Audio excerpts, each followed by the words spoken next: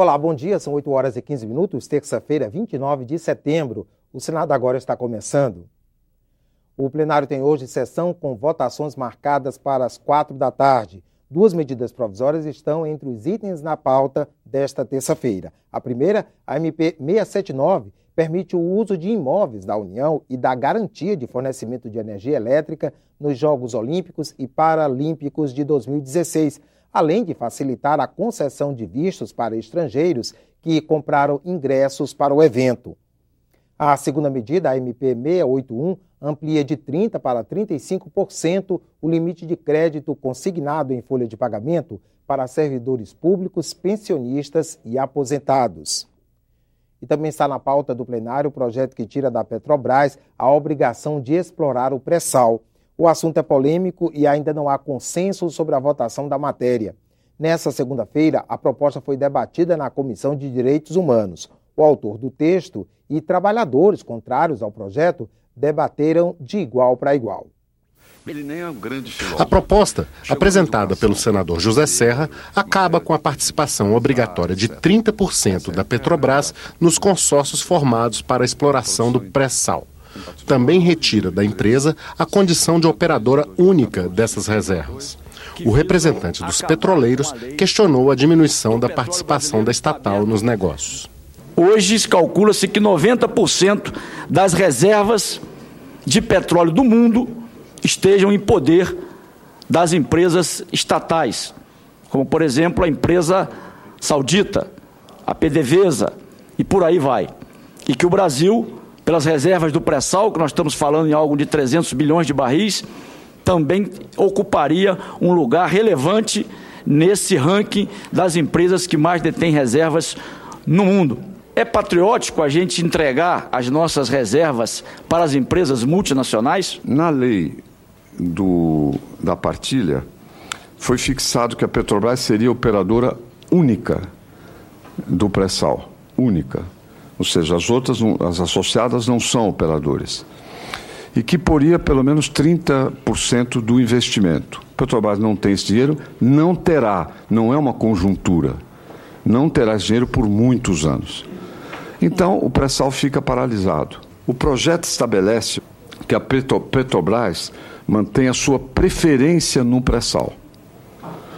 Ou seja, ela fica livre do ônus e tem o bônus. Representantes dos trabalhadores acusaram o projeto de diminuir os recursos do pré-sal previamente direcionados para a saúde e a educação. PL 131, como uma proposta antinacional, que fere a soberania nacional e que traz riscos extremamente graves para a função social dos lucros do pré-sal com relação à educação e com relação à saúde.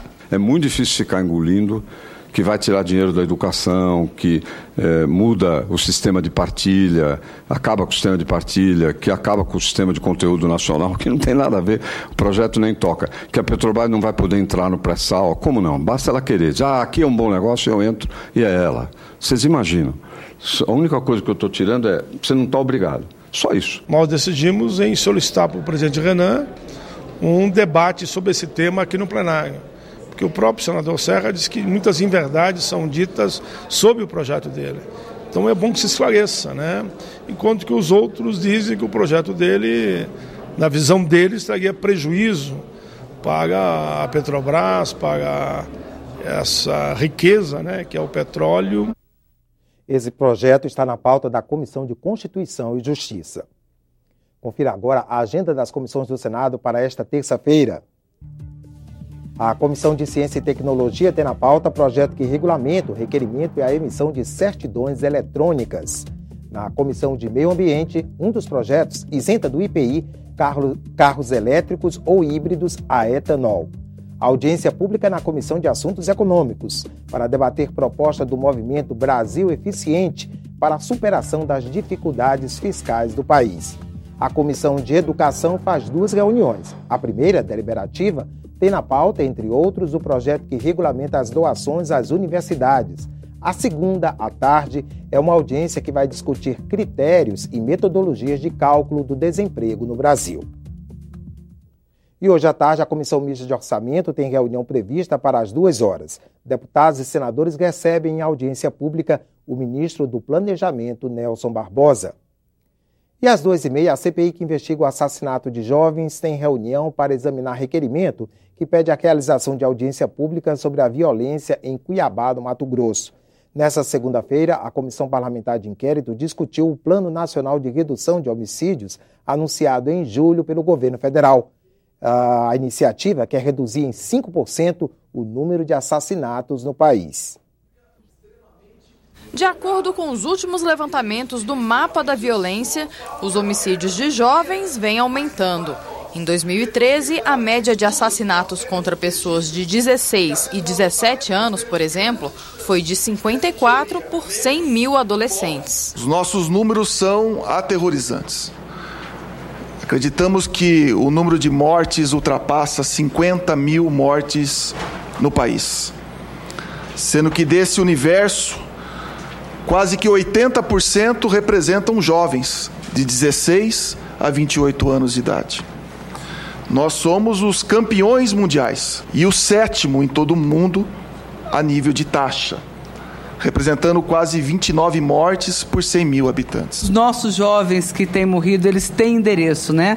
Eles têm endereço, eles têm nome, faixa etária. A representante da Secretaria de Direitos Humanos mostrou como é a atuação do Programa de Proteção à Criança e Adolescente Ameaçados de Morte. Qualquer estado, qualquer pessoa que se sente ameaçado, seu familiar tem algum registro de ameaça, ele deve procurar as nossas portas de entrada. Quais são as portas de entrada do PPCAM? Ministério Público, Poder Judiciário, Conselho Tutelar e Defensoria Pública. A última convidada a falar chamou a atenção para o número de pessoas no país que têm parentes ou conhecidos vítimas de assassinatos. É extremamente alarmante na sociedade brasileira que a gente tenha mais de 50% da população brasileira tendo algum conhecido ou algum parente vítima de homicídio. O objetivo da CPI é listar as cidades com mais casos de homicídios de jovens e identificar o motivo do crescimento desse tipo de violência. O que nos interessa é entender as causas. Quais as causas que levam à violência, ao assassinato de jovens no Brasil.